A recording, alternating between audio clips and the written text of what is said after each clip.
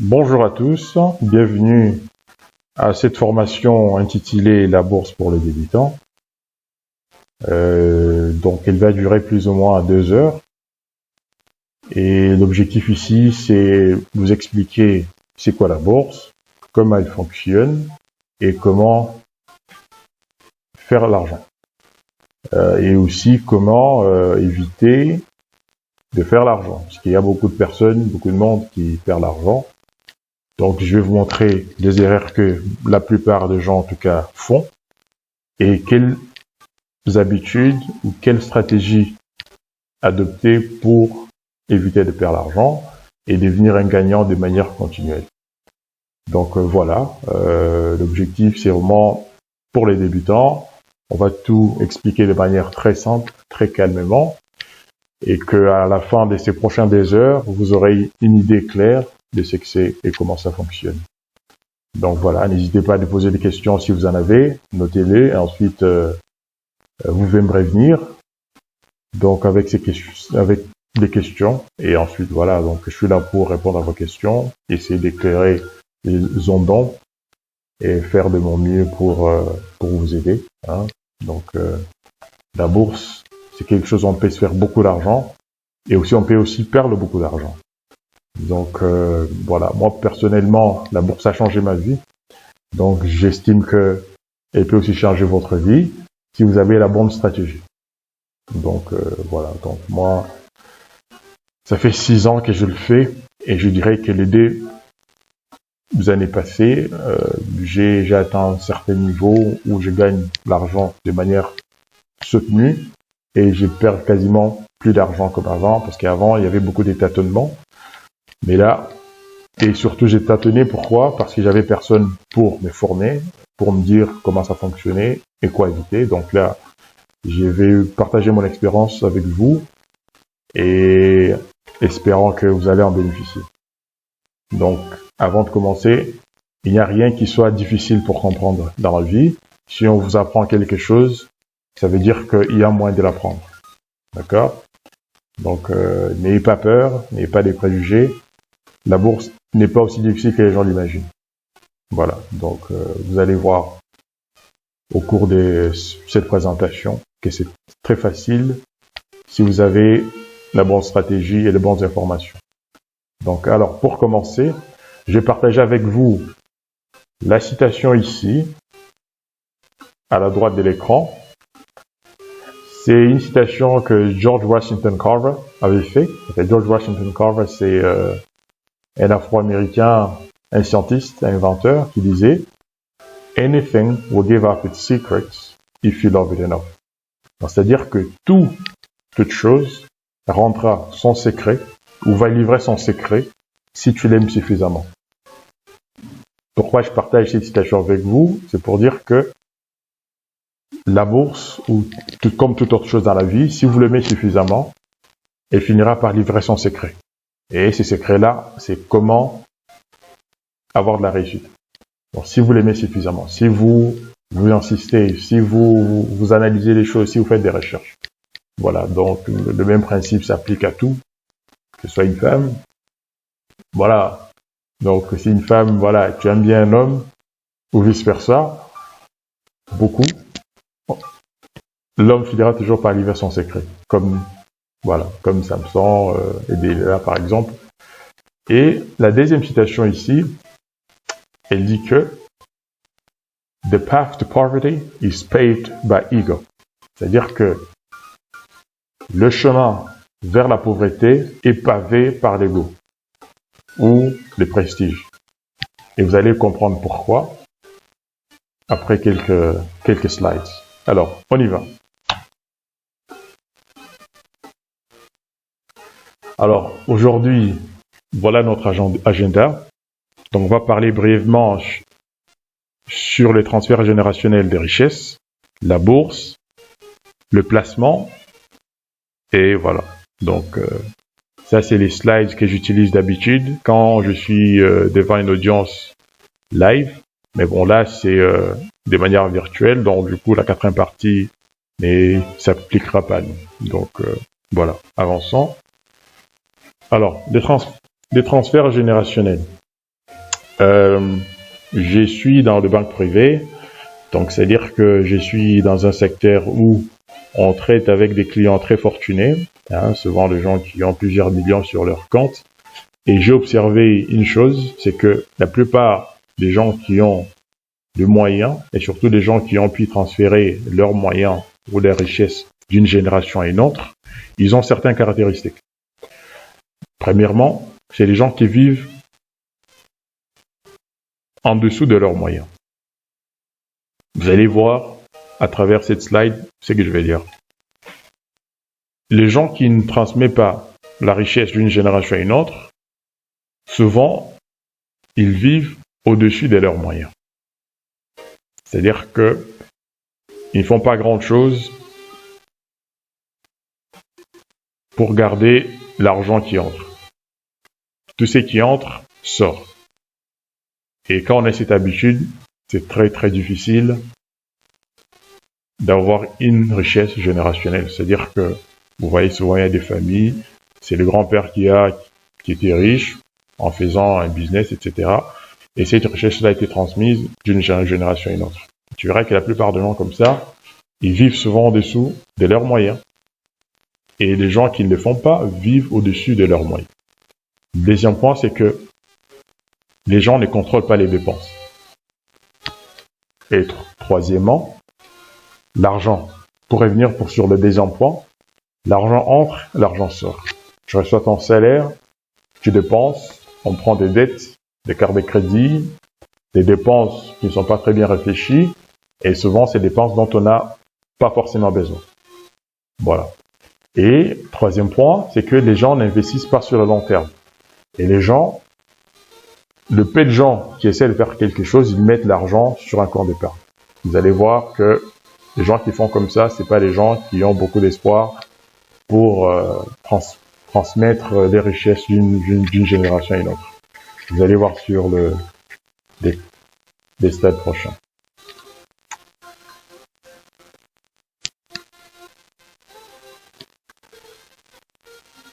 Alors, ici, on va parler de compte d'épargne, parce que la plupart des gens mettent l'argent sur un compte d'épargne.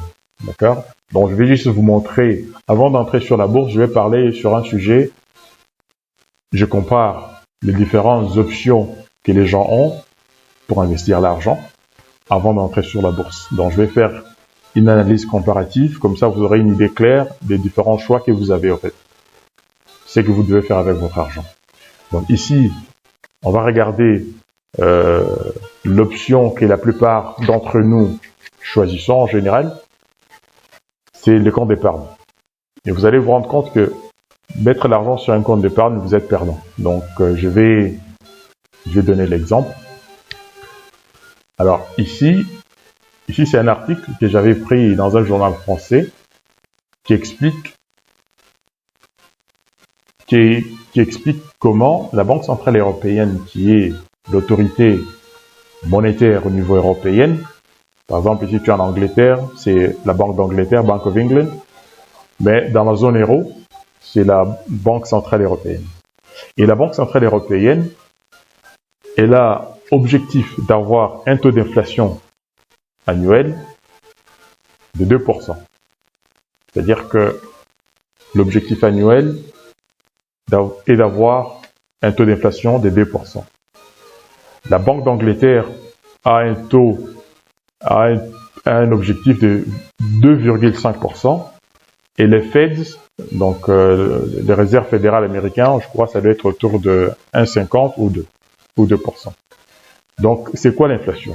L'inflation, c'est que la Banque centrale veut que l'argent puisse perdre sa valeur chaque année. Dans ce cas-ci, dans les gens dans la zone euro, France, Belgique, etc., Hollande, c'est que l'argent puisse perdre sa valeur de 2% annuel. Donc voilà, c'est pourquoi l'article ici dit, d'après les estimations d'Eurostat en février 2019, la cible de 2% d'inflation fixée par la Banque centrale européenne a été atteinte. Donc voilà, ça c'est pour montrer l'exemple. Donc voilà, en général, c'est ça l'objectif. Parfois ils dépassent ça, parfois ils sont en dessous, mais l'objectif en général, c'est d'arriver à un taux d'inflation de 2%, que l'argent puisse perdre sa valeur. C'est pourquoi, par exemple, vous voyez que avec 100 euros l'année passée, ou il y a 5 ans, avec 100 euros, aujourd'hui, le 100 euros a un pouvoir moins élevé qu'il y a 5 ans. Il y a 5 ans, on pouvait acheter beaucoup plus avec 100 euros, mais aujourd'hui, ce n'est plus le cas. Donc, c'est ça l'effet de l'inflation. Alors, ça veut dire quoi en termes réels? En termes réels, on va prendre l'exemple de Karine ici. Donc, Karine a un capital de 1000 euros. Donc, si tu es américain, 1000 dollars par exemple. Et Karine, avec ses 1000 euros, elle va à la caisse d'épargne où on lui a dit que voilà, il y a un taux de rendement ou un taux d'intérêt de 1%.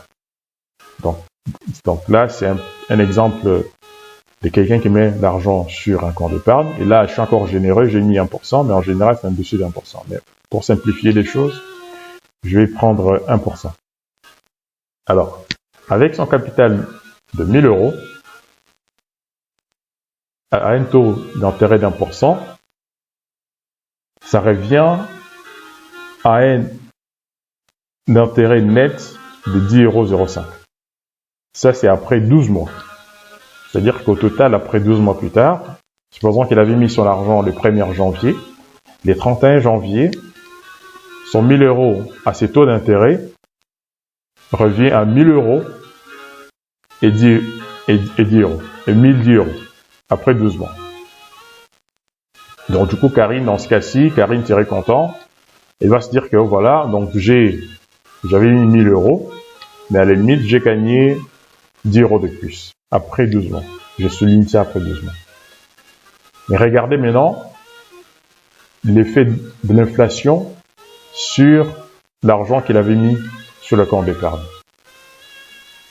Pour revenir à ces points, les taux, la cible en tout cas de l'inflation des 2%. Donc du coup, les 2%, malgré qu'il a eu ça comme principal plus intérêt, mais comme le taux d'inflation est de 2%, c'est-à-dire qu'en réalité, elle perd son pouvoir d'achat de 20 euros. Voilà. Donc malgré que elle a ça comme intérêt, mais en termes réels économiques, son argent a perdu un pouvoir d'achat de 20. Donc du coup, ça c'est pour illustrer que malgré qu'on met l'argent sur un compte d'épargne, on est perdant. Voilà, on est perdant à cause de l'effet d'inflation. Voilà, j'espère que l'exemple est clair. Sinon, si vous avez des questions, n'hésitez pas à me revenir. Donc voilà, donc l'objectif ici, je vous montre que en mettant l'argent sur un compte d'épargne, vous êtes perdant, d'office. Bien sûr, je préfère quelqu'un qui met l'argent sur un compte d'épargne que quelqu'un qui ne fait absolument rien. Mais ça, c'est juste pour illustrer que mettre l'argent sur un compte d'épargne, vous êtes perdant parce que le taux d'inflation diminue votre pouvoir d'achat. Donc, comme vous pouvez imaginer, avec des comptes d'épargne, vous ne deviendrez jamais riche. Même si vous aviez 100 000 à un taux d'1%, ça ne reviendra pas à grand chose. Donc, voilà, je pense avec 100 000 à un taux d'inflation d'1%, vous aurez peut-être 100 euros ou 1000 euros. Je crois que c'est 1000 euros d'intérêt. Vous voyez que c'est absolument rien. Alors, pourquoi je parle de ça?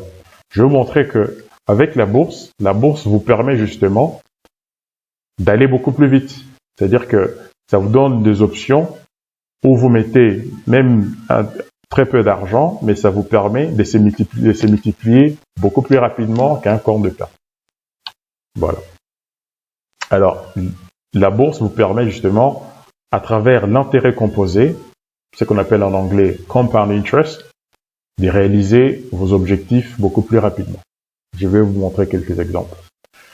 Alors ici, on voit bien Einstein qui dit que les intérêts composés sont la 8e merveille du monde.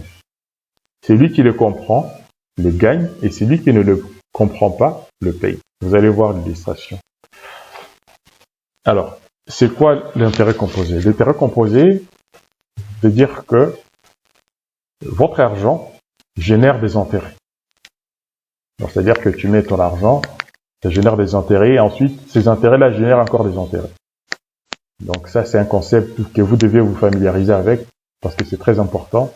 Ça permet d'avoir une idée claire de ce que la bourse peut faire pour vous. Donc, pour vous donner la petite histoire, le jeu d'échecs a été inventé en Inde.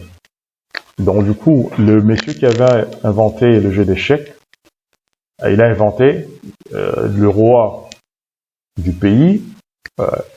Il joue, il tombe dessus, il joue, il était tellement content.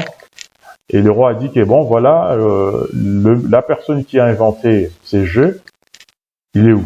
Donc, il appelle, on lui trouve le monsieur qui l'avait inventé. Et le roi lui dit que, ou l'empereur lui dit que, demande tout ce que tu veux, on va te donner. Alors l'inventaire du jeu d'échecs lui fait, roi, je n'ai pas besoin de grand chose, je vous demande seulement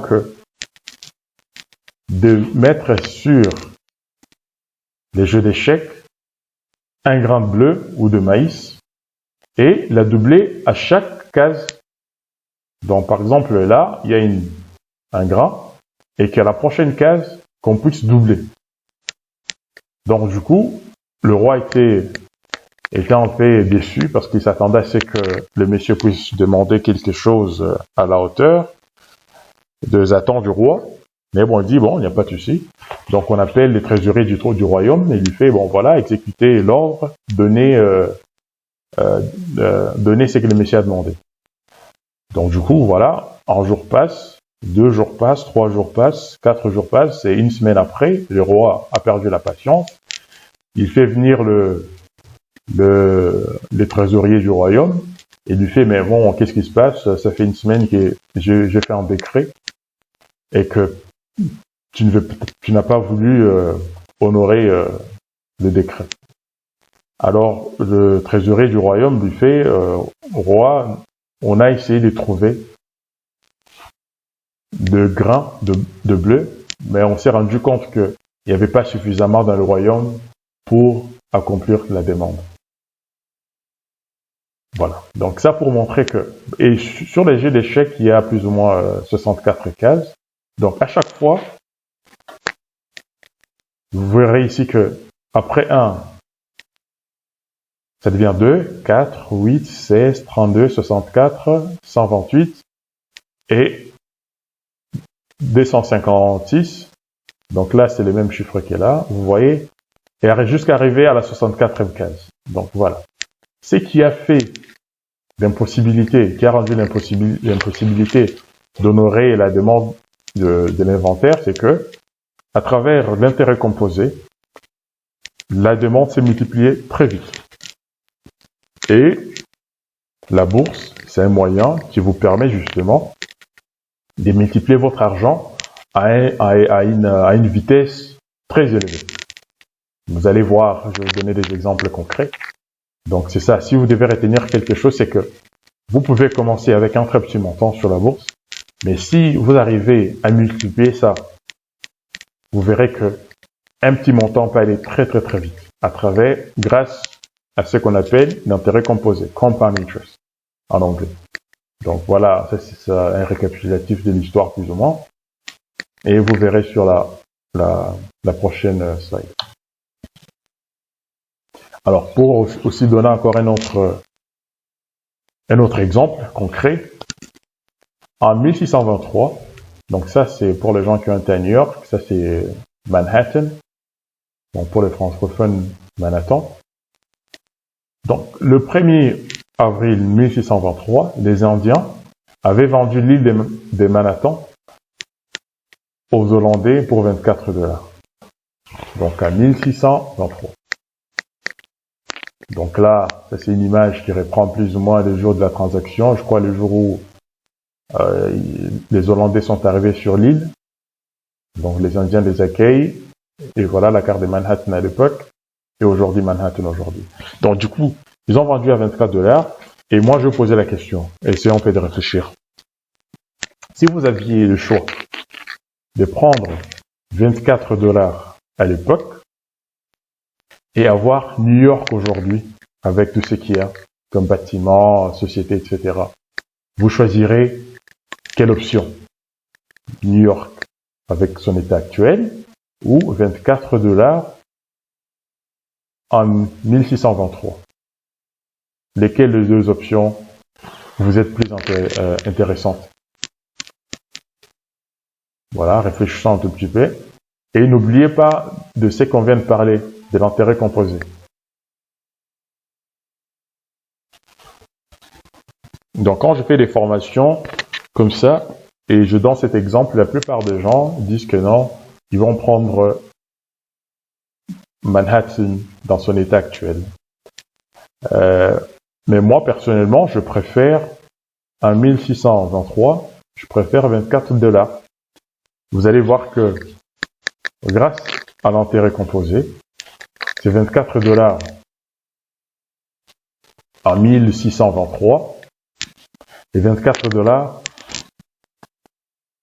Si tu avais investi 24 $ à un taux très bas de 5%, ça donnerait plus que ce que Manhattan vaut aujourd'hui.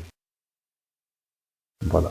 Donc voilà. Donc 24 $, depuis cette date-là jusqu'à aujourd'hui, ça donnerait beaucoup plus que ce que New York vaut aujourd'hui, avec toutes les gratte-ciel, toutes les grosses sociétés, tout ce qu'on connaît à New York. Donc voilà. Et vous verrez dans cet exemple qu'il y a 3 variables très importantes. C'est quoi? Les premières variables, c'est les temps. C'est-à-dire que de 1623 jusqu'à 2020, l'argent aura suffisamment de temps, beaucoup de temps pour se multiplier. Voilà. Donc, le premier facteur variable, c'est les temps. Plus tôt tu commences, mieux c'est pour toi. Plus tôt tu commences, moins d'argent tu auras à investir pour que ça puisse se multiplier et devenir un montant très important. Le deuxième facteur important, c'est les montants avec lesquels tu commences. Voilà, donc ici c'est 24. Et le troisième, c'est les taux de rendement. Le taux d'intérêt. Voilà. Plus on commence, moins d'intérêt on a besoin. Et aussi, troisièmement, on n'a pas besoin d'une somme importante en fait. Voilà. Donc, si vous devez retenir quelque chose, c'est que si vous commencez plus tôt, grâce à l'intérêt composé, vous allez atteindre des résultats incroyables. Voilà. Donc pour revenir au dernier slide sur les intérêts composés avant qu'on commence autre chose sur la bourse. Voilà, ici on prend un exemple très simple. Objectif d'atteindre 100 000 à l'âge de 65 ans. D'accord? 100 000 euros ou 100 000 $, plus ou moins la même chose. Combien économiser mensuellement? Avec un taux d'intérêt de 5%. C'est-à-dire que pour atteindre 100 000 à l'âge de la retraite, à un taux de 5%, combien vous devez économiser mensuellement pour atteindre cet objectif? Donc là, c'est un exemple très basique. Vous verrez que pour atteindre l'objectif, si vous commencez à la naissance, donc là, par exemple, pour votre enfant, vous commencez à économiser pour lui à sa naissance, vous aurez besoin seulement d'économiser 17,77 € pour arriver à ça. Si vous attendez 16 ans plus tard, il faut contribuer tout le mois 40,90 €. Si vous attendez à 25 ans, 67. Vous attendez à 40 ans, 170. À 50 ans, il faut carrément économiser ou investir 376. Et à 60 ans, lui, il lui reste que 5 ans avant sa retraite. Donc, du coup, vous pouvez voir que pour atteindre le même objectif, il doit économiser 1468 tout le mois. Voilà. Donc, vous verrez que ici, plus tôt tu commences, moins d'argent tu auras à économiser. Et le reste, pour atteindre l'objectif, ce sera la multiplication grâce aux intérêts composés. Donc là, la partie en blanc, c'est sa contribution. Et le reste, c'est les résultats de l'argent tu aurais travaillé pendant très longtemps. Donc ça, voilà, donc là 40.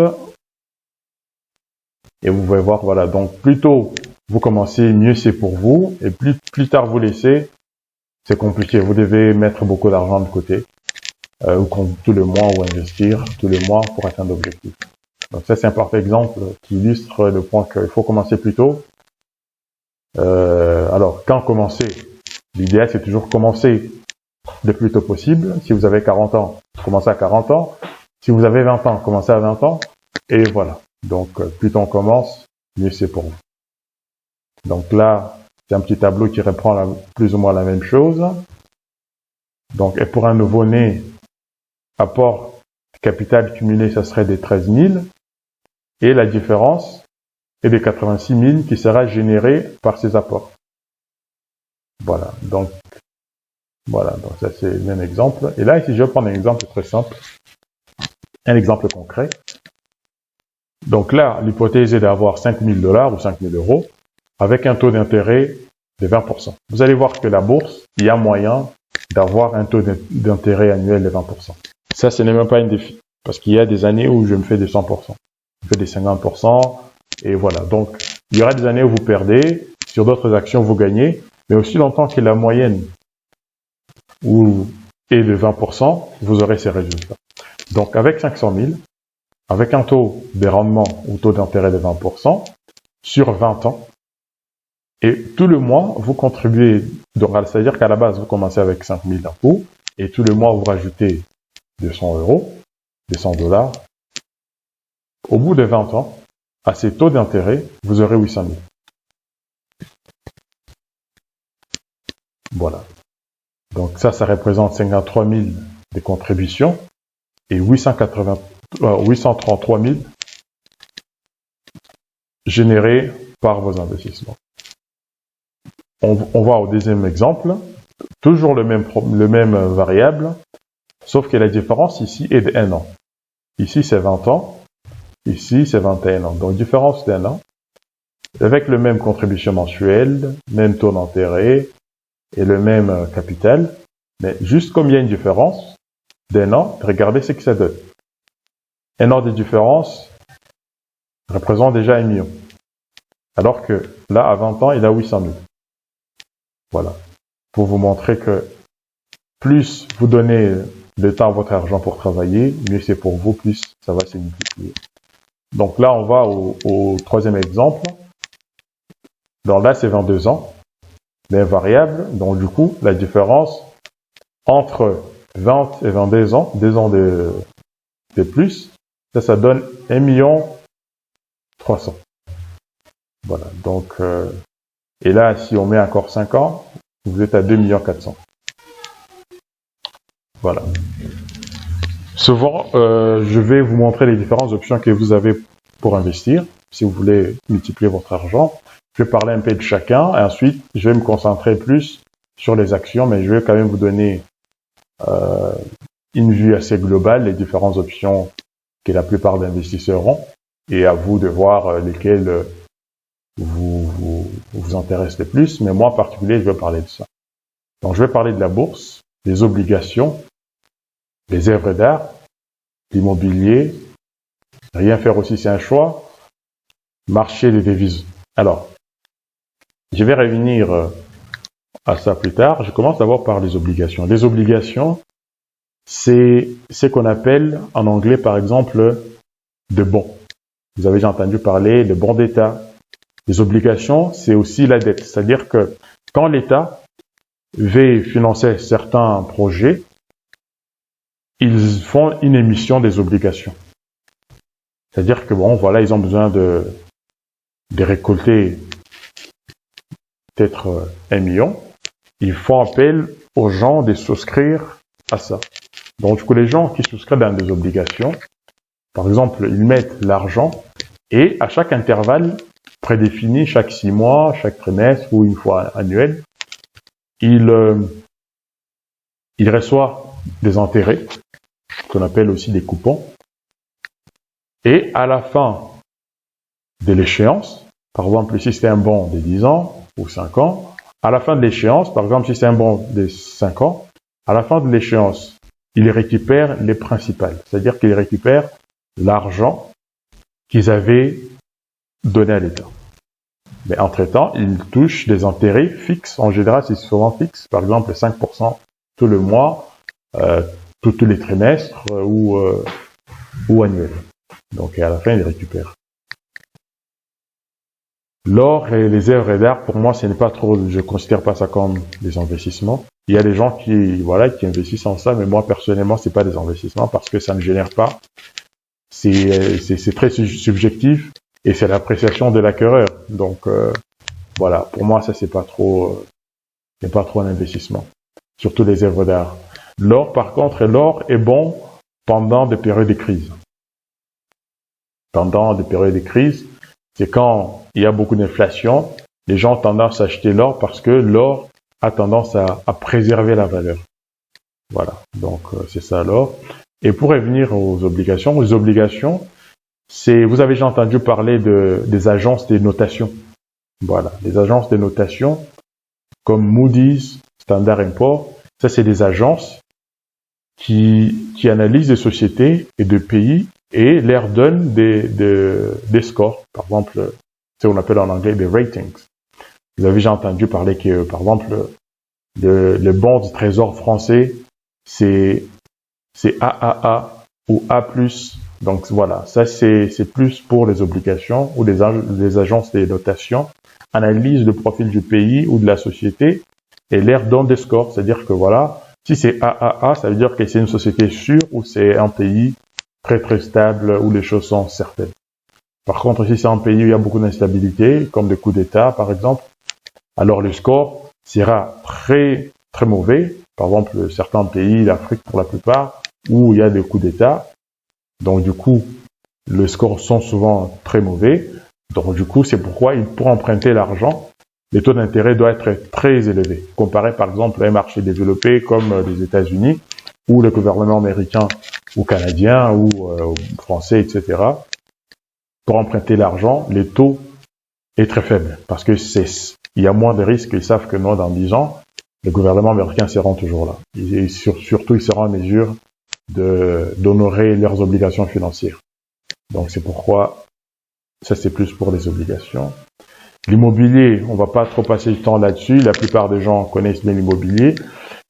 Et l'immobilier c'est très bien si on ne veut pas trop s'impliquer dans ces investissements. Ça c'est un bon choix. Ça marche tout seul.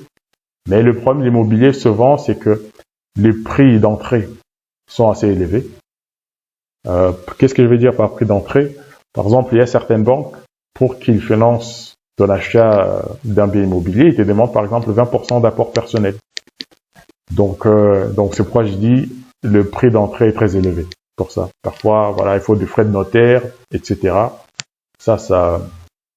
Parfois, c'est pas tout le monde qui a ça. Voilà. Ensuite, on va à l'option suivante. Rien faire ou épargner, c'est aussi une option. Donc ça, c'est l'option la moins bonne, en tout cas. Et ça, c'est le marché des devises. Il y a des gens qui investissent sur le marché des devises, donc les forex. Ils achètent l'euro contre le dollar, contre sterling, etc. avec les francs congolais, les francs CFA, différents dollars canadiens, etc. Donc, ils essayent de trader entre tous ces différentes devises et profiter des différences pour faire du profit. Donc, c'est ça, le marché des devises. Par exemple, quand vous voyagez, un Canadien qui vient en France, donc du coup, il faut qu'il fasse des échanges. Voilà.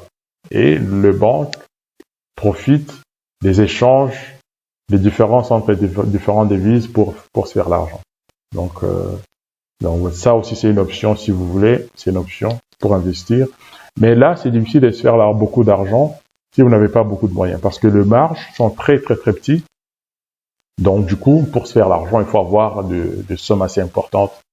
Voilà. Donc moi, parmi tout ça, moi je recommande aux gens l'immobilier, c'est bien, et les actions.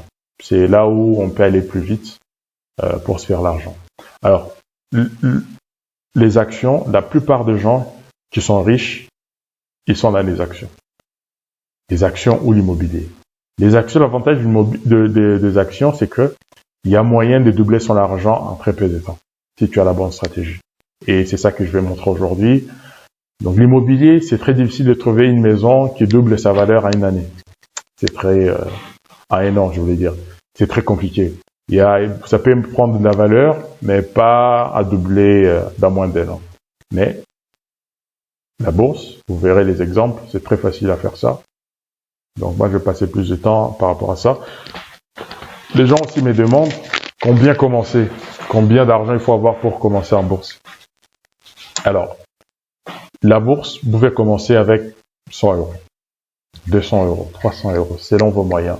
Donc c'est pourquoi c'est très intéressant pour les gens qui n'ont peut-être pas beaucoup de moyens ou qui ne veulent pas mettre trop de moyens. Vous pouvez commencer avec 200 euros et voir ce que ça va commencer, ce que ça va devenir.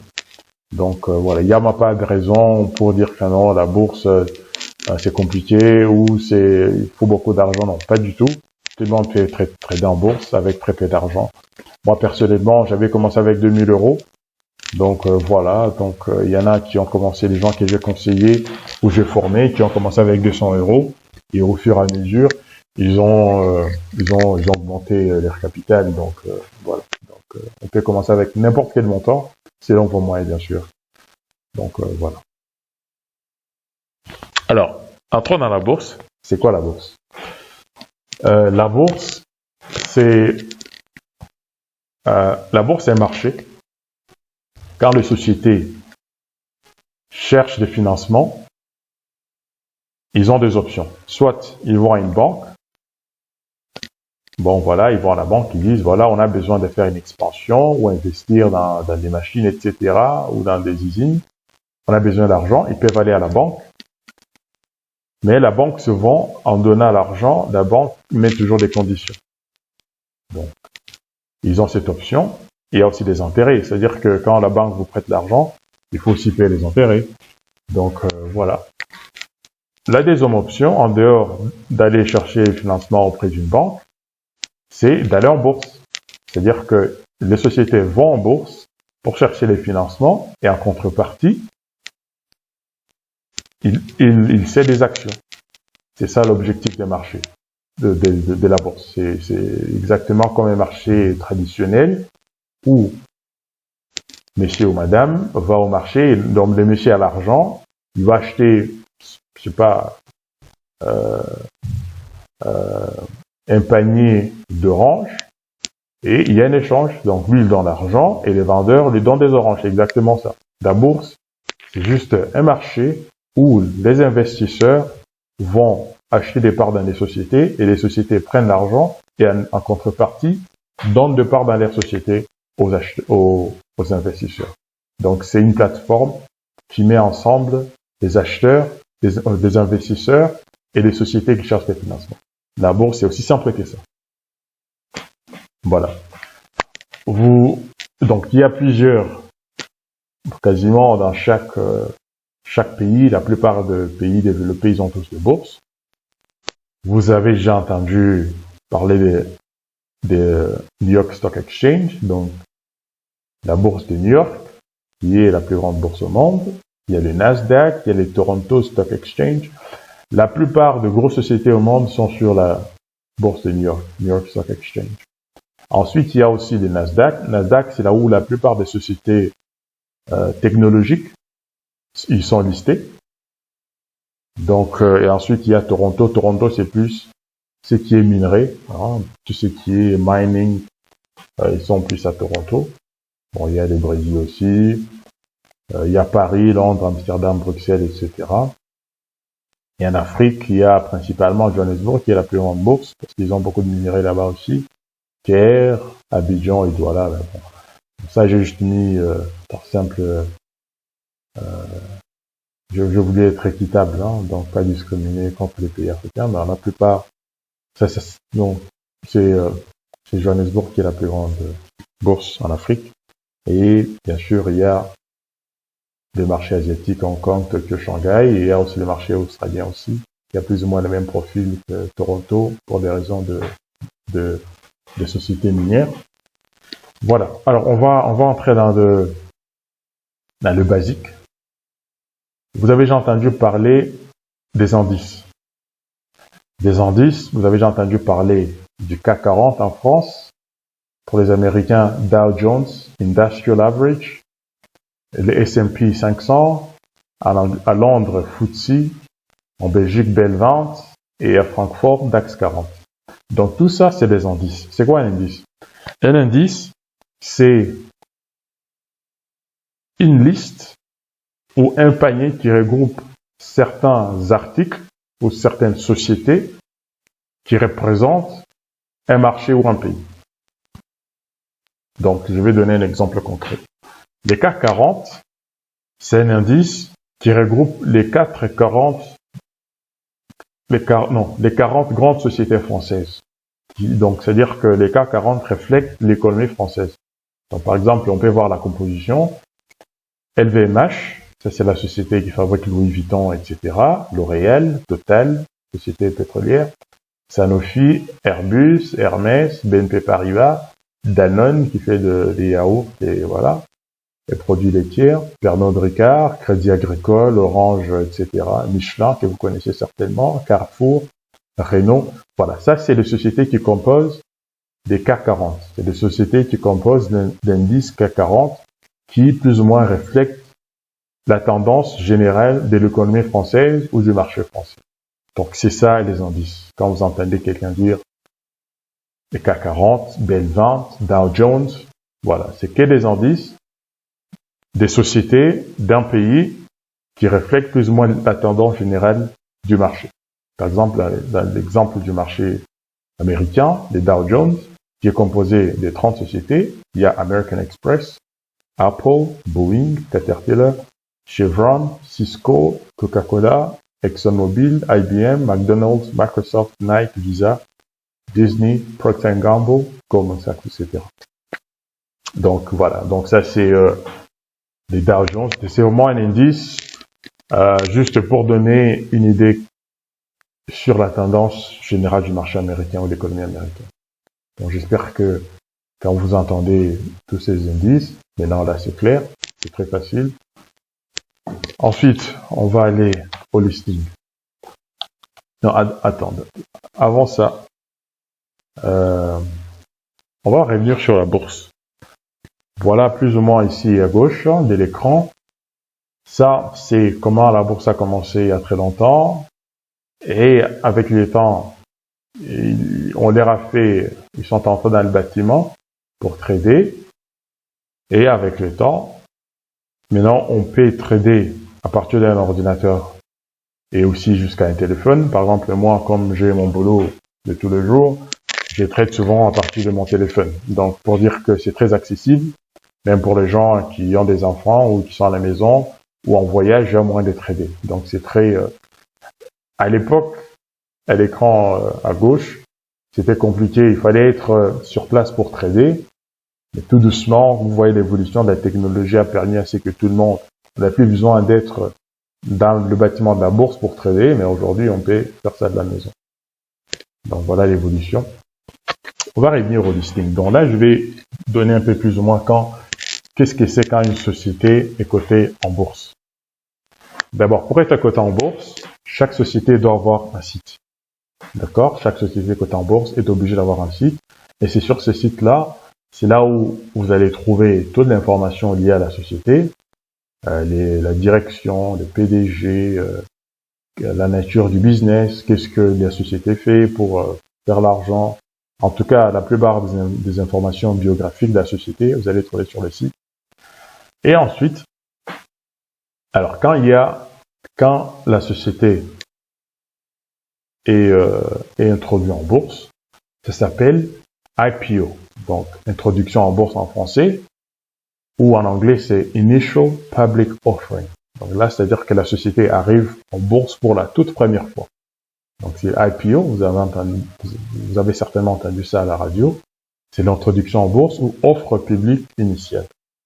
Donc pour la toute première fois, ils arrivent sur la bourse, c'est ça l'IPO. Ensuite, après l'IPO, après l'offre publique initiale, les actions qui ont été émises à l'introduction vont continuer à trader sur ce qu'on appelle le marché secondaire. Les marchés secondaires, c'est quoi? Les marchés secondaires, c'est que les gens commencent à acheter ou les investisseurs commencent à échanger les actions entre eux.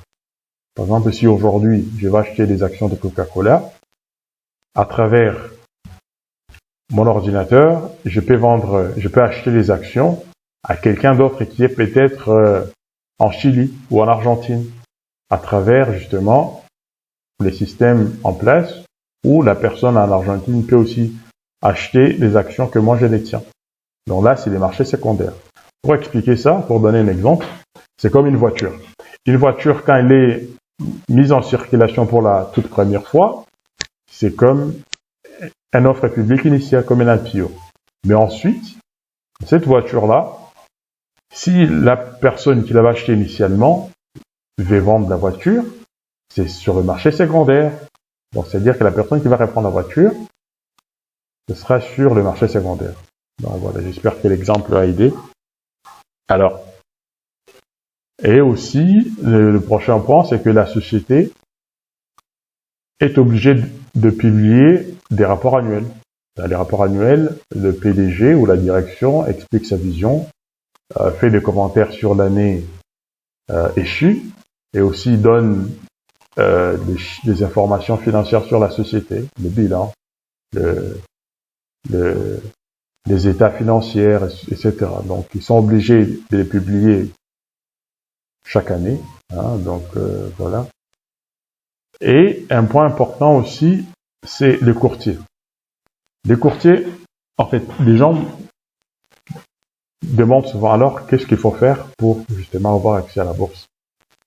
Pour avoir accès à la bourse, il faut passer par un courtier. Un courtier, en anglais, c'est broker, stockbroker. À travers ces courtiers, c'est-à-dire que tu ouvres un compte chez un courtier. Par exemple, moi, j'ai trade à travers un courtier qui s'appelle DeGiro. DeGiro, donc c'est D-E-J-I-R-O. Donc j'ouvre un compte chez eux. Au bout de ça, au bout de l'ouverture de compte, j'ai un compte avec des accès qui me permet justement d'avoir accès aux différents marchés. Que ce soit New York, que ce soit Paris, Londres, etc. Donc pour trader, il faut passer par un courtier. Donc du coup, ce que tu feras, c'est que tu vires ton argent sur ton compte chez le courtier. C'est vraiment comme un compte courant, sauf que ce compte-là a accès aussi au marché. Donc tu vires ton argent sur le compte du courtier. Dès que l'argent arrive sur le compte, alors là tu commences à trader. Donc tu auras accès au marché. Donc c'est ça les courtiers, c'est ça le rôle du courtier. Et aussi quand tu vends des actions, l'argent revient sur ton compte du courtier. Et ensuite, voilà, si tu veux dépenser cet argent, tu fais ensuite des virements sur ton compte courant. Donc le compte courtier, c'est purement pour trader. Donc tu ne peux pas avoir une carte sur ton compte courtier, non. Si tu as de l'argent là-bas, tu peux faire un virement vers ton compte habituel pour ensuite utiliser. Donc il faut forcément passer par un courtier. Voilà. Donc il y a plusieurs courtiers, hein, surtout pour les gens qui sont en Amérique du Nord. Il y a beaucoup. Il y a E-Trade, il y a TD Investing pour les Canadiens. Donc il y a beaucoup, hein, il y a beaucoup. Surtout le marché américain est très compétitif, donc du coup il y a beaucoup de choix. À l'Europe, en tout cas, le moins cher que j'ai pu trouver, c'est DeGiro, où je paye 50 centimes par transaction. Donc voilà, il faut forcément, pour commencer, tu vends un compte chez le courtier, et ensuite ça te donne accès au marché. Alors, parlons maintenant de l'action. Donc, du coup, quand tu achètes, tu peux acheter, il y a 3 types d'ordres quand tu veux placer ton ordre, que ce soit acheter ou pour vendre. Il y a 3 types d'ordres. Il y a l'ordre marché, c'est-à-dire que au moment où tu passes l'ordre, l'action est déclenchée, l'achat est déclenché, l'achat ou la vente est déclenchée, et peu importe le prix où ça va trouver, ça va passer à ces prix-là. Donc, du coup, tu n'as pas une visibilité du prix que ton achat ou vente va passer. Donc, ça s'appelle ordre du marché. Donc, tu lances l'achat et peu importe le prix où ça va trouver, ça va passer. Donc, tu n'as pas d'idée claire. Il y a ensuite, je saute d'abord à ça, limite, l'ordre limité. Les ordres limités, c'est-à-dire que Contrairement aux ordres du marché, les ordres limités, tu définis le prix à laquelle tu vas acheter, le prix auquel tu vas acheter l'action. C'est-à-dire que par exemple, si je vais acheter des actions de Facebook, je dis, bon, voilà, je vais que si le prix arrive à $50 ou 50 €, que ça puisse déclencher une vente. Donc, aussi longtemps que les prix n'aura pas atteint le prix que tu as défini, il n'y aura pas de déclenchement d'achat ou de vente. Donc là, c'est toi qui définis le prix que tu souhaites, auquel tu souhaites passer l'ordre. Contrairement à l'ordre du marché, tu lances l'ordre, peu importe les pros ça va trouver, ça va passer. Donc du coup, moi personnellement, je préfère l'ordre limité, comme ça je sais le prix souhaité et ça passe par ça. Stop loss, c'est souvent quand tu as déjà des actions et tu te dis que bon voilà, si jamais l'action chute par 5%, que ça puisse déclencher automatiquement une vente ou un achat. Donc ça c'est tu programmes que au-delà d'une chute de 5% ou 10% selon ta tolérance, que ça puisse déclencher automatiquement une vente. Donc voilà. Donc voilà les 3 types d'ordres. Et moi principalement j'utilise ça. Donc voilà. Donc du coup, du moment où tu vends tes actions, ça prend plus ou moins 2 à 3 jours et l'argent arrive sur ton compte. Donc voilà. 3 jours pour les settlements. Ensuite, on va parler des placements maintenant. Avant de continuer, maintenant là, on va commencer. Là, on entre en bourse maintenant. Beaucoup de gens perdent l'argent sur la bourse. Il y a beaucoup de gens aussi qui gagnent l'argent. D'accord? Donc souvent, ce qu'on entend parler et ce qui fait peur aux gens, c'est que les gens se disent « Ah, je vais perdre l'argent ». D'accord? C'est une réalité. Et personnellement, j'ai pu analyser les choses et j'ai trouvé qu'il y a principalement des raisons pourquoi les gens perdent l'argent sur la bourse. Et donc, j'essaie de vous présenter ces raisons-là pour que vous puissiez les éviter. Principalement, les gens perdent l'argent sur la bourse par insuffisance des recherches sur les entreprises. C'est-à-dire que on te parle d'une société, tu n'as pas suffisamment analysé la société, boum, tu vas de l'avant, tu achètes des actions, sans comprendre la nature de la société, sans savoir familiariser suffisamment avec la société, voir comment l'action se comporte, tu vas de l'avant, tu achètes. Voilà, ça, quand tu fais ça, tu peux avoir toujours l'argent. Voilà, parce que quand on ne se familiarise pas suffisamment avec la société, comprendre sa nature, comprendre comment elle agisse, dès que ça chute, tu vas perdre l'argent. Donc voilà, donc si je peux vous recommander, ne jamais acheter des actions parce que vous avez entendu comme ça. D'accord? Souvent, ce qui se passe, c'est que les gens, ils entendent quelque chose à la radio et boum, le lendemain, ils vont acheter des actions. Vous allez perdre votre argent. Ok? Et souvent, quand les informations arrivent à la radio ou à la télé, dans les médias en tout cas, c'est-à-dire que l'action est tellement montée que comme rien ne peut continuer à monter, elle va descendre. Donc du coup, vous achetez des actions quand elle est forte montée et ça ne peut pas continuer à monter et ça chute. Voilà, donc du coup, c'est pourquoi beaucoup de monde, ils se découragent, ils disent que non, c'est pas fait pour lui, c'est truqué, etc. Non, c'est parce que vous n'avez pas compris que les actions ne font pas que monter. Quand ça monte trop, ça va descendre. Donc du coup, au moment où, quand une action monte fortement, c'est là où les médias conventionnels, le mainstream, comme on dit en anglais, vont en parler. Et au moment là, quand vous achetez, les gens qui détenaient déjà l'action et qu'ils avaient acheté moins cher vont le vendre et l'action va chuter. Qu'est-ce qui fait faire descendre les actions? C'est l'offre et la demande. Vous savez, en économie, on dit, quand tout le monde va acheter quelque chose en même temps, le prix va augmenter. Quand tout le monde veut vendre quelque chose, C'est-à-dire qu'il y a de l'abondance sur le marché, le prix va descendre. C'est aussi simple que ça. Là, les actions, c'est la même chose. C'est l'offre et la demande qui déterminent si l'action monte ou l'action chute. Voilà. Donc, voilà deux erreurs assez importantes à éviter. N'achetez jamais des actions sans avoir fait suffisamment de recherche sur la société. Et deuxièmement, n'achetez pas quand les actions sont trop montées ou vous avez entendu quelque chose. N'achetez pas ça. Donc, des actions ne vont toujours pas monter tout le temps. Elles vont descendre. Donc, du coup, quand vous achetez, quand elle est à son plus haut niveau, naturellement, faut pas s'attendre au miracle, ça va chuter. Vous allez perdre votre argent. Si vous pouvez éviter ces deux choses, vous allez faire l'argent. D'accord? Alors, il y a aussi des gens qui gagnent. Beaucoup, moi j'en connais. Moi j'en fais partie. Il y a très longtemps, j'étais du côté rouge. Et là, moi je suis de ce côté ici. Alors ici, chaque fois que le marché chute ou est en baisse, ça s'appelle en anglais bear market. C'est-à-dire que c'est un marché ours. Parce que l'ours a tendance à baisser sa tête.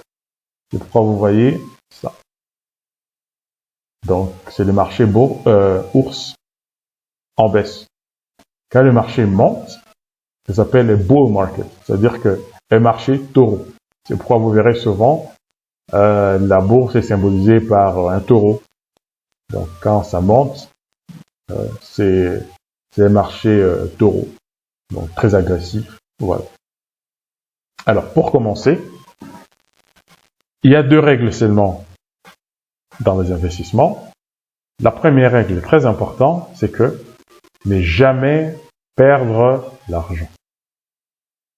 Ça, vous devez vous écrire ça avant d'acheter des actions ou faire quoi que ce soit. Vous devez ne jamais oublier de ne pas perdre l'argent. Donc, du coup, comme on sait qu'il y a une forte possibilité de perdre l'argent, on va faire beaucoup d'attention.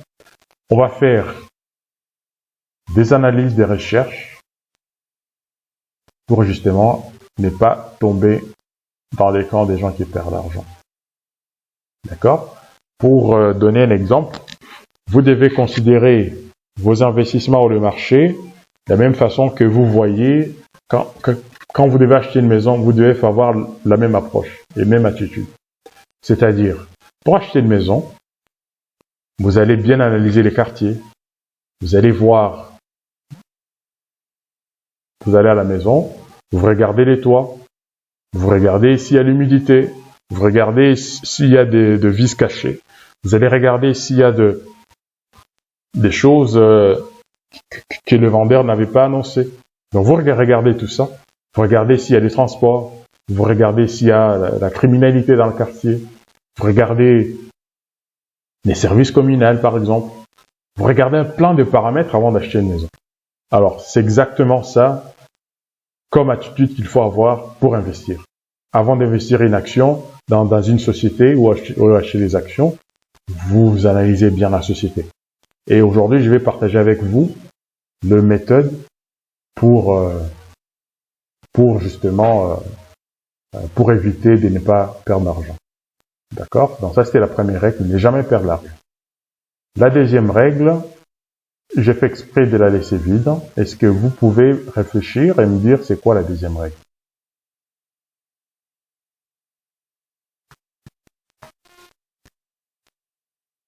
Ok. La deuxième règle, c'est la première règle. N'oublie pas la première règle.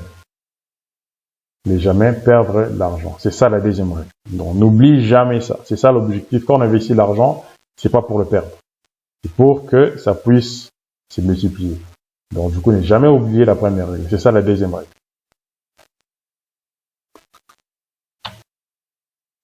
Alors, avant d'avancer, je vais poser, les gens me posent souvent la question, comment identifier les opportunités? C'est très très simple. Pour identifier les opportunités, regardez autour de vous. D'accord? Vous-même en tant que consommateur, vous êtes très bien placé pour voir les services, les sociétés ou le produit qui fonctionne bien. D'accord? Utilisez votre expérience en tant que consommateur pour voir où mettre l'argent. D'accord? Vous allez au supermarché. Si par exemple, tu travailles dans un hôpital, regardez les équipements que vous utilisez plus. Vous allez voir lesquels sont efficaces. D'accord? Vous travaillez, je sais pas, dans le secteur de la construction. Regardez le matériel que vous utilisez. Regardez les fournisseurs. Lequel fournisseur est plus rapide ou lesquels vous donnent des bons matériels moins chers et de haute qualité. De regarder d'abord dans votre environnement votre position en tant que consommateur et votre plus grand allié pour dénicher des bons investissements. D'accord? Pour vous donner un exemple, il y a un fireman, un pompier, qui observait que dans son quartier, il y avait une usine à côté qui ne faisait que recruter des gens. Et ils étaient en pleine expansion. Donc le pompier voyait bien que l'opération de la société les offrait. En tout cas, les activités ne faisaient que accroître. Et le monsieur avait mis 2000 €. Et au bout des 10 ans, ce monsieur est devenu millionnaire. C'est le pompier. La société, c'était Tampax. Tampax qui fabrique des serviettes pour les dames. Donc, comme il voyait, en étant observateur, il voyait qu'il y avait des activités autour. Et il s'est dit que non, c'est pas possible que cette société, s'il y a autant d'activités en croissance, autant de recrutement, ça veut dire que il y a beaucoup d'argent qui entre. Il a acheté et l'action est montée. Sur 10 ans, il est devenu millionnaire. Donc voilà. Première façon pour identifier les opportunités. Soyez observateur, vous voyez le marque des voitures qui fonctionne bien, qui dure. Voilà, donc il y a plein de trucs. Je sais pas si tu travailles dans les secteurs hôteliers. Voilà, tu vois les restaurants voilà, qui fonctionnent très bien. Voilà, ça vous permet justement d'identifier des bonnes sociétés du point de vue observatoire.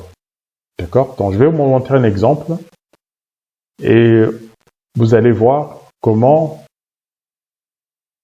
on identifie des opportunités.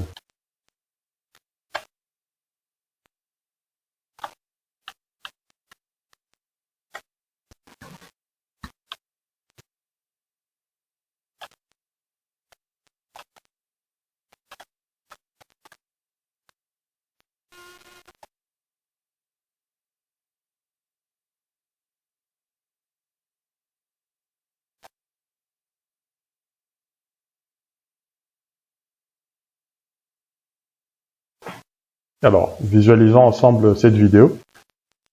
Donc là, c'est Shake Shack. Shake Shack, c'est un fast-food. There are already super long lines all around the block. Shake Shack, which has great burgers. They got a Shake Shack out there. They don't even care about the game. They're there for the burger.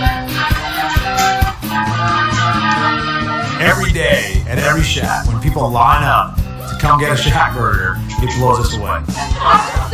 Shake Shack is an experience. That's all part of the community gathering that Shake Shack brings together. It's for the burger, but it's not just for the burger, it's for you guys. Donc comme vous pouvez voir, quand vous voyez autant d'enthousiasme pour un restaurant à côté ou d'un restaurant, voilà, vous n'avez pas besoin de réfléchir beaucoup pour voir que c'est une excellente opportunité pour investir. Donc tout ce que vous voyez, le nombre de gens voilà, qui sont dehors va se traduire dans des chiffres d'affaires. C'est-à-dire que ça va se traduire dans des revenus. Quand vous voyez, en étant juste un simple observateur, vous voyez autant d'enthousiasme pour un employeur. Voilà, vous pouvez voir que non. Si vous investissez votre argent, au bout de quelques années, vous allez vous faire d'argent.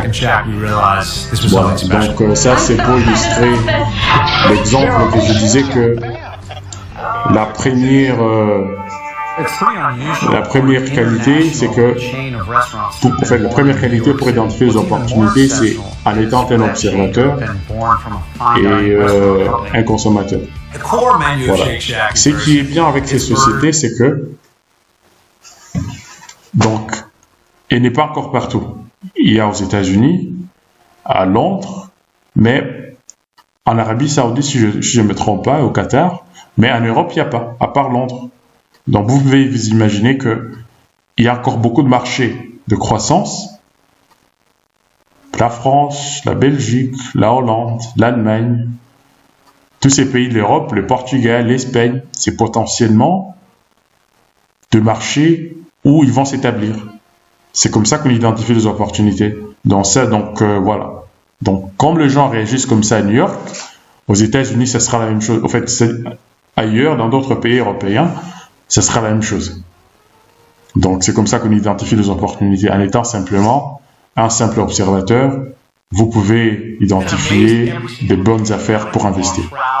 Hold that Shaq bag. Our fans tell the story through social media. Their tweets, their Instagram posts, everything that they do leads to this incredibly loyal fan base around the world. Can't go on holiday to New York and not get Shake Shack. Every time I'm back in New York, this is the spot to be at. And they really like Shake Shack, yeah. She's got great taste. Often what we get is, I love that picture of when are you bringing a Shake Shack to my hometown? Bring Shake Shack to Tokyo! Our guests come to Shake Shack because they've heard the food is awesome, and then they get this added bonus of the way that we make them feel. One of the best flavors in this. Voilà, donc ça c'était juste pour donner l'illustration de comment, en observant, vous pouvez identifier des opportunités.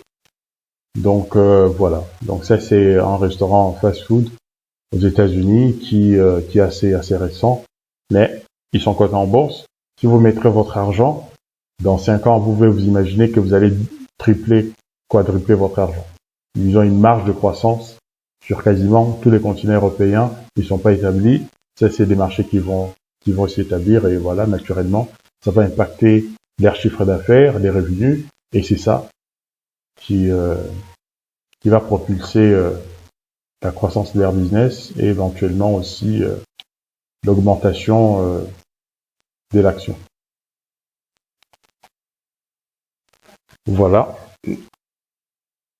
Donc, quelles sont les caractéristiques d'une excellente entreprise?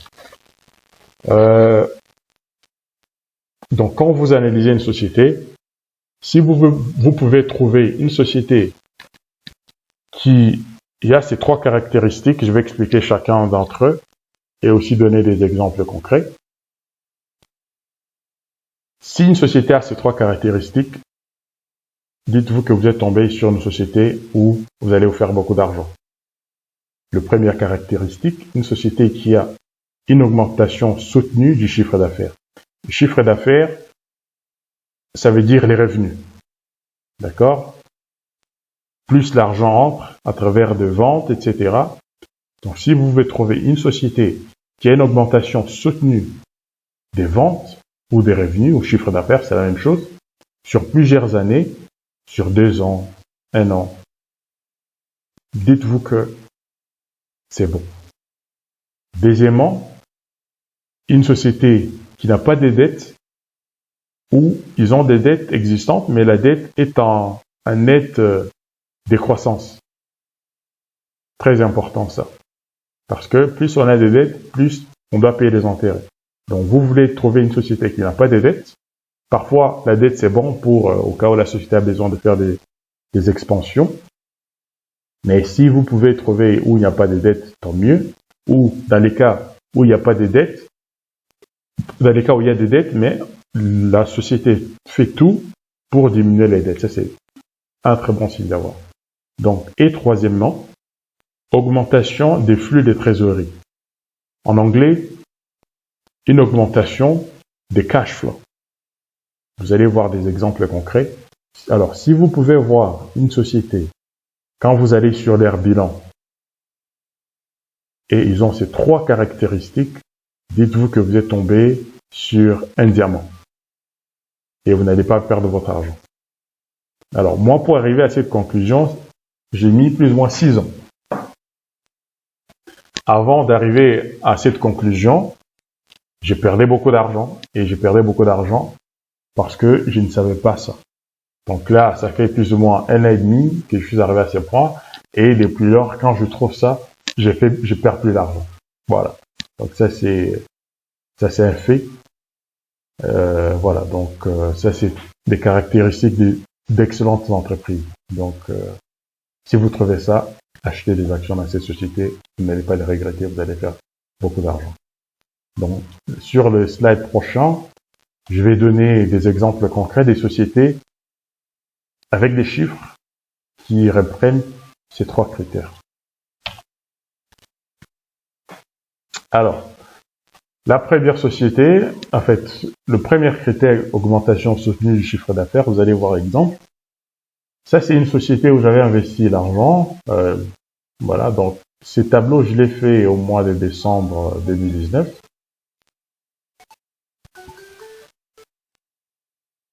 Donc, pour donner l'illustration de chiffre d'affaires soutenu, vous verrez que ici, ça reprend les ventes ou les revenus dus aux ventes sur 4 ans. 5 ans plus ou moins. En 2015, ils avaient des revenus des 4 milliards. 2016, 5,5 milliards. 2017, 7 milliards, point 1. 2018, 7 milliards, point 9. Donc 7 milliards 900 millions, excusez-moi. Et la toute dernière année, 2019, c'était 8 milliards. Donc comme vous pouvez voir, sur les 5 ans, les revenus ou les chiffres d'affaires a quasiment doublé. C'est un très bon. Et ça représente plus ou moins une croissance de 100% sur 5 ans et en moyenne annuelle 20%. Voilà. Donc ça, c'est un parfait exemple d'une société où j'avais mis l'argent. Et voilà. Donc c'est un exemple. Le deuxième critère, c'est lié au... Bon, on revient toujours sur le même point. Ici, regardez les revenus nets, c'est-à-dire les revenus nets, c'est-à-dire que les revenus bruts ou les ventes brutes, ensuite ils payent les salaires, les impôts, etc. Après avoir payé tout ça, ils ont des revenus nets. Regardez ici que sur les 5 ans, donc 1,2 milliard, 1,8 milliard, vous voyez une nette augmentation sur 5 ans.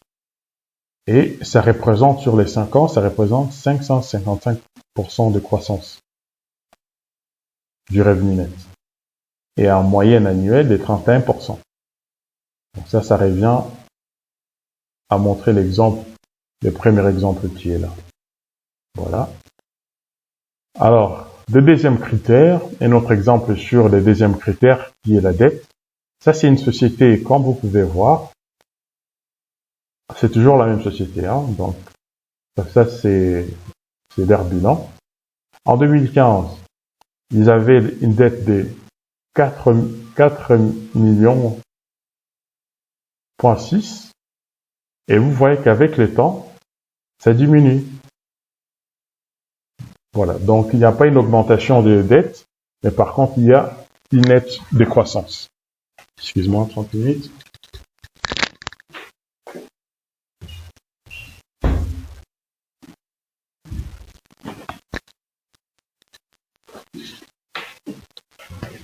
Voilà. Donc, voilà, si vous voulez trouver une société sans dette, ou au pire des cas, une société qui fait tout pour diminuer leur dette. Et le troisième critère, c'est les flux de la trésorerie. Flux de trésorerie, c'est-à-dire cash flow.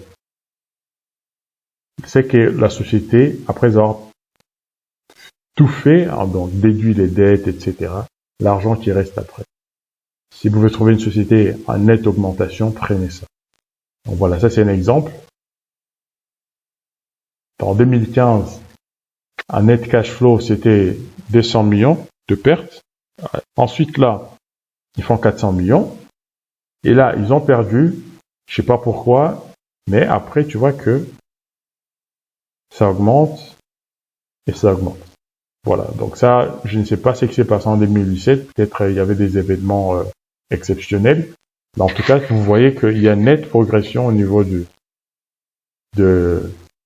cash flow, c'est-à-dire que l'argent en espèces sur les comptes.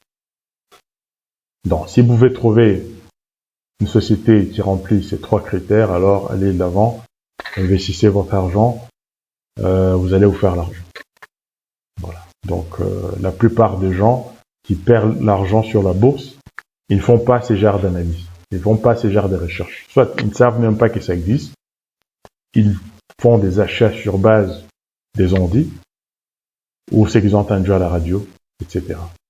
Donc voilà. En général, quand une information ou des actions arrivent à la télé, à la radio, dans les journaux, c'est déjà trop tard. Parce que les gens qui avaient acheté moins cher vont les vendre au moment où tout le monde en parle. Et, naturellement, comme ça ne peut pas que monter, ça va descendre. D'accord? Donc, je reviens à ces points-ci avant d'avancer. Le prix de l'action ou la cour de l'action suit toujours les revenus de la société. Quand une société, les revenus montent, vous allez voir que le prix de l'action va toujours monter, va toujours suivre la tendance du revenu. Ça, c'est une leçon très importante à retenir. C'est que le cours de l'action ou le prix de l'action suivra toujours la tendance du revenu de la société. Si le revenu de la société est en baisse, ne fait que baisser, le prix de l'action va aussi baisser. C'est aussi simple que ça. Donc voilà, c'est pourquoi moi personnellement, j'investis principalement que dans des sociétés où il y a une croissance soutenue sur plusieurs trimestres, sur plusieurs années. Voilà. Et depuis que j'applique cette formule, je perds pas l'argent. En tout cas, je perds plus l'argent. Donc ça, c'est le graphe de ces deux sociétés, hein. Donc des sociétés ici. Vous verrez que donc cette société OMAB où j'ai détenu des actions, vous voyez que dans l'espace d'un an, elle est montée 6 fois. Donc là, elle était plus ou moins 11 $. Et un an plus tard, elle est arrivée jusqu'à 60. Donc, par exemple, les gens qui détenaient cette action se sont fait 600% dans cette société. Voilà. Donc, c'est pourquoi j'ai dit, chaque fois que les revenus ne fait qu'augmenter, les prix de l'action aussi va augmenter. Ça, c'est un exemple concret d'une société où j'ai détenu. Et ça aussi, c'est une autre société où j'ai détenu aussi, j'avais vendu. C'est que voilà, si tu avais des actions là, vous verrez qu'au bout de 12 mois, elle a doublé. Voilà. Donc, le prix de l'action suivra toujours la tendance, la direction des revenus. Plus la société a une croissance dans ses revenus, plus l'action va augmenter. Voilà. Donc, du coup, quand une action, par exemple, tu achètes une action ici à 35, par exemple, et qu'elle monte jusqu'à 40, tu peux vendre. Tu te fais l'argent. Ou bien en général, les actions, quand tu les gardes pour le long terme, tu feras toujours l'argent. Parce que le marché, en général, a tendance à toujours monter. Voilà. Alors, ça nous amène, on est presque bientôt, on va finir. Il nous reste peut-être 3 slides et après, on va finir. Alors, quand acheter et quand vendre? Ça, c'est une question que souvent les gens posent. Alors, moi, dans ma stratégie, qui jusqu'à présent est très efficace et en tout cas a fait preuve de son efficacité, voici les événements que vous pourriez potentiellement exploiter pour se faire l'argent. D'accord? Il y a ces événements ici. Si vous comprenez comment ces événements fonctionnent, vous allez toujours vous faire l'argent. Et je vais donner des exemples. Le premier, pas forcément en cet ordre, mais j'ai juste mis. Ça s'appelle le fait de janvier. Le fait de janvier, c'est quoi? C'est-à-dire que pendant l'année, vers le mois de novembre et décembre, les actionnaires, c'est-à-dire que les gens qui ont, les actionnaires ou les investisseurs qui ont des actions, ils ont tendance, surtout ceux qui n'ont pas fait beaucoup de profit, ils ont tendance à vendre des actions vers le mois de novembre et décembre, pour des raisons fiscales. C'est-à-dire que ils vendent des actions pour faire leur déclaration d'impôt à la fin de l'année. Et naturellement, comme il y a beaucoup de ventes, le marché a tendance à chuter. Voilà. Souvenez-vous, je parlais de l'offre et la demande. Plus les gens achètent quelque chose, plus l'action va augmenter. Plus les gens vendent quelque chose, l'action va chuter. Voilà, c'est ça l'effet de janvier. Les gens vendent exprès pour des raisons fiscales. Excuse-moi. Et l'action chute. Alors, vous achetez parce que au mois de janvier, quand ils auront fait leur déclaration fiscale, ils vont racheter des actions, souvent les mêmes actions qu'ils étaient avant le 31 décembre. Donc, si vous achetez pendant la période novembre, décembre, au mois de janvier, ces actions-là augmentent. Voilà. C'est aussi simple que ça. Surtout, si c'est des actions qui remplissent les critères que j'ai mentionnés, donc dans les slides précédents. Ça s'appelle l'effet de janvier. Donc, ça, c'est une bonne opportunité pour acheter des actions moins chères qui, quelques temps après, un mois ou quelques semaines après, reprennent. Voilà, donc ça, c'est deux événements qu'il faut profiter pour acheter. Ensuite, des informations géopolitiques, des catastrophes, des scandales, de guerres, crises, pandémies, épidémies. Donc, comme actuellement on vit dans la période des coronavirus, c'est un parfait exemple des épidémies. Ensuite, je vais revenir à ça, je vais donner quelques exemples. Il y a les cycles économiques. Si vous comprenez comment fonctionnent les cycles économiques, vous saurez comment anticiper les choses, quand vendre et quand acheter. Tout le monde sait que une économie va toujours en cycle. Il y a la récession, ensuite il y a la reprise, il y a une période d'expansion et il y a les surchauffes. Les surchauffes, c'est souvent il y a un boom très fort et naturellement, comme les choses ne peuvent pas qu'augmenter, à un moment, ça va chuter. En fait, la bulle ou le boom va éclater et on va revenir à la récession. Après la récession, ça reprend encore sa courbe, reprise, expansion, surchauffe. Donc ça, c'est des exemples où si vous comprenez comment exploiter ça, vous ferez toujours l'argent. Donc par exemple, quand vous savez que vous êtes en surchauffe, il faut vendre en général parce que à un moment, ça va éclater, les choses vont chuter.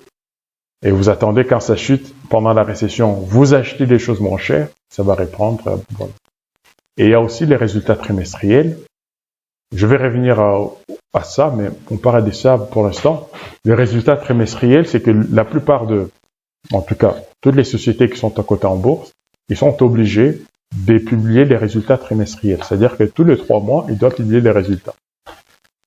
Et ces résultats-là, il suffit juste que, par rapport aux attentes du marché, les résultats ne soient pas à la hauteur des attentes. Les actions en général chutent. Les actions de ces sociétés. Donc du coup, que ce soit pour un petit rien, les actions vont chuter. Parfaite opportunité pour les acheter moins cher. Par exemple, je donne un exemple. Il y a des analystes du marché qui font souvent des analyses de la tendance générale de la bourse. Et quand ils font ces analyses-là, il suffit juste que la société manque ses pronostics par 1 million. Par exemple, ils disent que les analystes font des pronostics comme quoi McDonald's fera un profit de 50 millions pour le prochain trimestre. Et quand les trimestres arrivent, McDonald's fait 49 millions, donc une différence peut-être de 1 million, pour cette raison seulement, unique, la société va, en fait, des actions de McDonald's vont chuter. Alors que, bon, voilà, entre 50 millions et 49 millions, il n'y a pas une grande différence. Mais ça va chuter de manière spectaculaire, 10%, par exemple. Parfaite opportunité pour acheter. Parce que les analyses, c'est que des pronostics. C'est comme un match, je ne sais pas, Anderlecht contre Standard ou Real Madrid contre Barcelone. Et voilà, il y a des gens qui font des pronostics que le Barça va gagner 3-1. Mais si enfin Barça gagne 2-1, c'est pas grave. Exactement. Moi, je suis en train qu'il gagne. Voilà. Et avec la bourse, c'est comme ça. Donc, quand ça arrive, boum, les actions chutent pour des raisons bidons. Vous achetez souvent, vous allez se faire l'argent. Uniquement pour les sociétés qui remplissent les 3 critères que j'ai mentionnés ici. Voilà. Revenons aux news, ça c'est très important. Quand il y a des catastrophes, des géopolitiques, par exemple, guerre entre l'Iran et les États-Unis, le cours du pétrole ont tendance à augmenter de manière spectaculaire. Vous devez comprendre comment utiliser ça. Quand il y a des crises, des catastrophes, c'est potentiellement 2 moments pour acheter des choses moins chères. Je vais donner un exemple assez simple. Il y a un hôtel à Las Vegas qui s'appelle Wynn Hotel. Pour les gens qui ont été déjà à Las Vegas, peut-être connaissent. Le PDG a été trouvé, je crois, il a été avec des prostituées. Et donc, du coup, quand l'information arrive aux infos, l'action de la société, qui est une société hôtelière, elle chute presque 40%. Et pourtant, le comportement du PDG n'a rien à voir avec la société. C'est ses comportements privés. Mais à cause de ça, la société sur la bourse avait chuté presque 40%. Donc, vous voyez, une parfaite opportunité pour acheter parce que fondamentalement, la société n'a pas changé. C'est juste le marché qui a réagi émotionnellement, mais la société n'a pas changé. N'a pas rien de fondamental qui a changé dans la société. Donc, quand des scandales comme ça arrivent, profitez-en, achetez, vous allez vous faire de l'argent. Parce que après quelques temps, les gens vont oublier et les choses vont reprendre. Alors, une crise. Il y a Churchill qui a dit que ne laissez jamais une crise partir à perte. Donc, voilà, quand il y a des crises, trouvez des moyens pour en profiter. Surtout dans les investissements, c'est des très bons moments pour investir. Souvent, les actions chutent et tu les achètes moins cher. Et moi, par exemple, avec coronavirus, qui couvre plus ou moins les crises et épidémies, donc quand coronavirus a commencé, tout avait chuté. Et moi, pendant cette période, j'ai beaucoup acheté des actions. Beaucoup.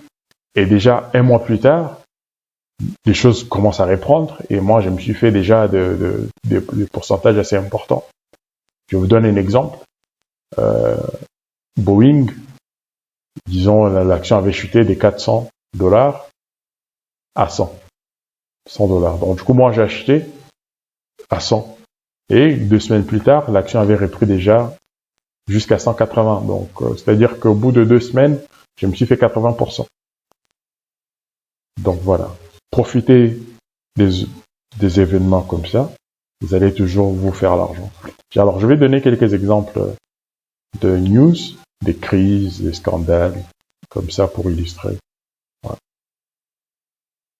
Et les gens souvent ont peur par rapport à ce qui se passe dans la bourse quand il y a des news, des scandales, etc.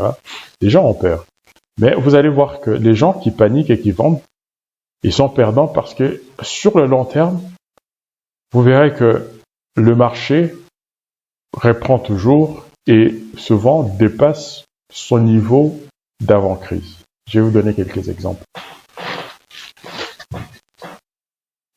En 88, il y avait une crise assez importante, le fameux Black Monday, je crois, où la plupart des bourses avaient chuté de 20% à une journée. Vous voyez ici. Voilà. Ensuite, après ça, il y a eu 2000, donc des dot-com bubble. Et le 11 septembre, vous voyez la chute ici. Donc voilà, c'était là. Après, ça a chuté. Après, ça a repris. Donc, n'est jamais cédé pendant des crises, des choses comme ça. Justement, si on doit prendre quelque chose, c'est profiter, acheter des actions, comme vous pouvez voir. Donc, naturellement, si tu avais acheté ici, tu te fais beaucoup d'argent parce qu'elle finit toujours par reprendre. Le 11 septembre, et il y a la crise de 2008 aussi, ici j'ai mis. Donc, voilà, regardez comment elle chute. Mais, comme je dis, ça finit toujours par reprendre parce que ce qui se passe quand il y a des crises, c'est que c'est l'émotion qui joue. Mais quelques temps après, ça reprend. Alors, ça, c'est un chart qui reprend depuis 1988 jusqu'à nos jours. Vous verrez que chaque fois, il y avait des crises. Donc là, c'était la crise de 2000. Là, la crise de 2008, où les gens se sont même suicidés. Ça, c'est la crise en Grèce, je crois. Mais vous voyez que la tendance, si vous êtes juste patient et vous avez une vue de long terme, vous voyez que ça ne fait qu'augmenter. Voilà, donc pour dire que quand ça chute, surtout si vous avez investi dans une société qui est solide, mais voilà, ne perdez pas patience, ne paniquez pas, ne vendez pas, parce que vous voyez que quand vous voyez sur le long terme, ça finit toujours de reprendre. Là, c'est la crise de 2008. Vous voyez qu'il y a beaucoup de gens qui s'étaient suicidés.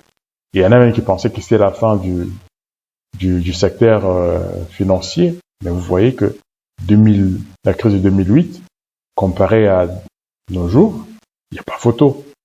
Vous voyez, donc le marché a quasiment triplé. Vous voyez, donc là, plus ou moins 9, ça a triplé. Donc voilà. Une question. Regardez ici, regardez les dates ici.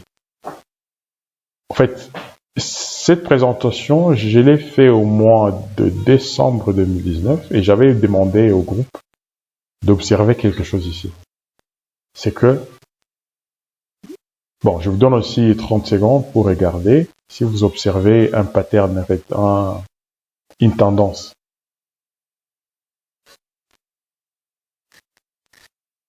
Bon, voilà. Si vous regardez 88-2000, c'est 13 ans. 2000, 2008, 2009, 9 ans, 8 ans. Et vous verrez que à chaque fois, il y a plus ou moins une crise majeure chaque 10 ans. On peut dire en moyenne 10 ans, 10, 11 ans. Donc, quand j'avais posé la question au groupe, je leur avais dit que moi, je voyais une crise bientôt arriver. Donc là, c'était au mois de décembre 2019, au moment où j'ai fait cette présentation. J'ai préparé cette présentation. Donc, vous pouvez voir que chaque 10 ans, il y a toujours un événement important qui fait chuter le marché. Donc, si vous voyez ça, vous savez exactement qu'en profiter. Donc, du coup, 2008 jusqu'à 2020, c'est 12 ans. 12-11 ans, puisque la crise a commencé en 2008 jusqu'à 2009, il y a toujours une crise. Et cette crise-là, je ne savais pas que cette crise-là allait venir d'une crise sanitaire avec coronavirus. Mais en tout cas, c'était en 2020. Donc, plus ou moins dans l'espace de 10 ans, 10-11 ans, il y a toujours un événement important. Et moi, pendant cette crise de coronavirus, j'ai beaucoup acheté. Je vais vous montrer un exemple d'une société que j'ai acheté.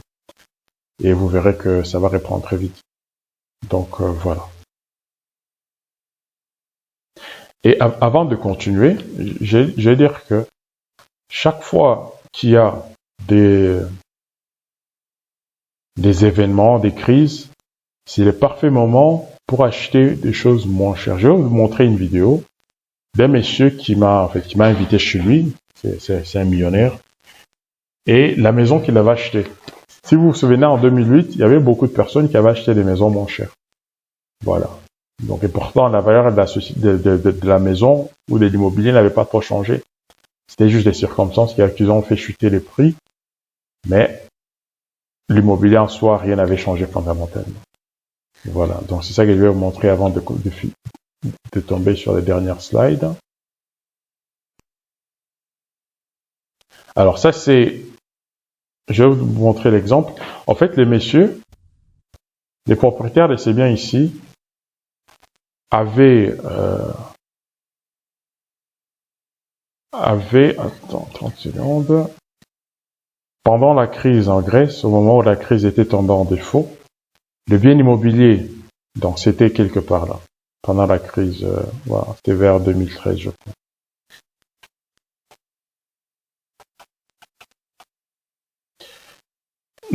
Donc le monsieur avait vu ces biens ici, ces biens immobiliers.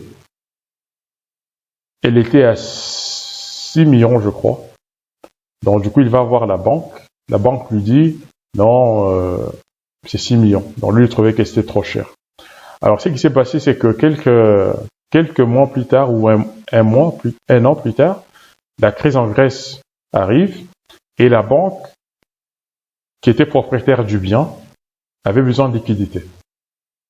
Donc du coup, comme voilà, tout était en baisse, les messieurs achetaient ces biens immobiliers que vous voyez pour 1,5 million au lieu de 6 millions. Donc c'est vers Atlanta, juste en dehors d'Atlanta. Donc pour vous dire que quand il y a des moments de crise, c'est là où vous pouvez faire des très très très bonnes affaires. Ne paniquez pas. La clé, c'est d'avoir un peu de cash pour acheter ou investir pendant les moments de crise. Là où vous achetez des choses qui coûtent par exemple 500 000, vous allez les avoir pour 200 000 ou 250 000. Voilà. Les crises présentent toujours d'excellentes opportunités. C'est la même approche que vous devez avoir par rapport aux actions.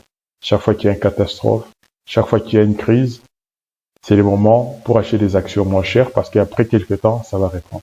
Donc voilà, je vais continuer avec la vidéo. C'est quoi, 1 minute, plus ou moins? Moins d'1 minute et vous verrez la maison que le monsieur avait achetée. Donc, il coûtait 6 millions. Lui, il l'a acheté pour, donc lui, il l'a acheté pour 1 million 500, je crois. Voilà. Donc, utiliser des crises pour acheter des actions, investir dans l'immobilier. C'est ça l'approche qu'il faut avoir. Moi, en tout cas, jusqu'à présent, ça a toujours marché. Je l'ai fait avec Facebook. Facebook avait, au moment des élections de Trump, il y avait un scandale lié aux élections où Facebook avait donné des informations des utilisateurs à certaines sociétés privées pour des raisons de campagne. Et donc, du coup, quand l'information arrive au marché, donc Facebook chute. Vous allez voir. Et moi, j'ai acheté et voilà, Facebook a repris. Donc, je me suis fait l'argent là-dessus et ensuite j'ai vendu. Donc du coup, là, avec coronavirus, je vais encore acheter Facebook parce qu'elle avait chuté. Donc, voilà. C'est le genre d'exemple concret. Donc le monsieur est propriétaire de tout ce que vous voyez là. Tout ce que vous voyez là, tout le parc là. Donc ça coûtait 1 million, 1 million 500 au lieu de 6 millions. Tout ce que vous voyez. Et pour vous dire, il a même une forêt privée. Après tout ce que vous voyez là-bas, ça fait partie du bien. Donc il y a une forêt privée où il va à la chasse. Donc voilà. Voilà. Donc je vais revenir à la présentation.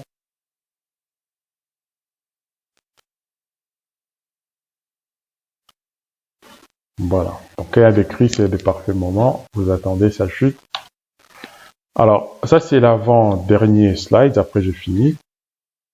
Ça c'est une société de cruise ship, de croisière. Donc avec ce coronavirus, ce qui s'est passé, c'est que la société était plus ou moins à $130.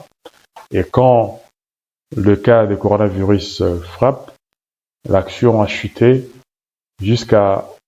Moi, je l'ai trouvé à 22, 25, quelque part là-bas. Vous voyez, avant coronavirus, 135 plus ou moins. Elle chute Donc là, c'est début février. Vous voyez la chute spectaculaire? Et moi, j'ai acheté tout en bas. Moi, je l'ai acheté à 22.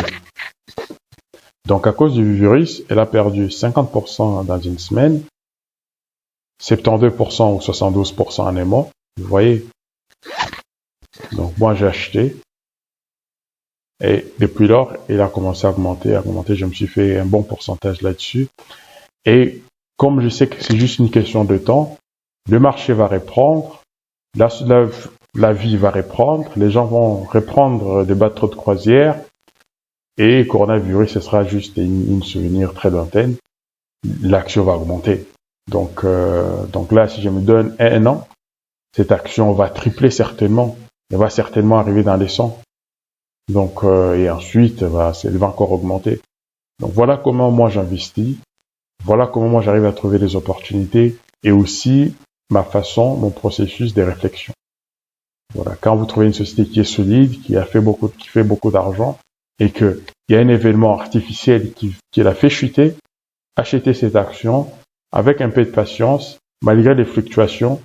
Si vous tenez bon, vous allez tripler votre argent très facilement. Vous aurez du 300%, 400% dans très peu de temps. Et grâce à l'intérêt composé, si vous vous souvenez au tout début, l'action vous permettra de multiplier votre argent très vite et vous allez, voilà, dans très peu de temps, au bout de 5 ans, 6 ans, vous pouvez faire des millions. Voilà. Donc c'est ça, grâce à l'intérêt composé, l'effet de l'intérêt composé, vous ferez beaucoup d'argent. Et moi, c'est ça ma stratégie. Et jusqu'à présent, ça marche très bien.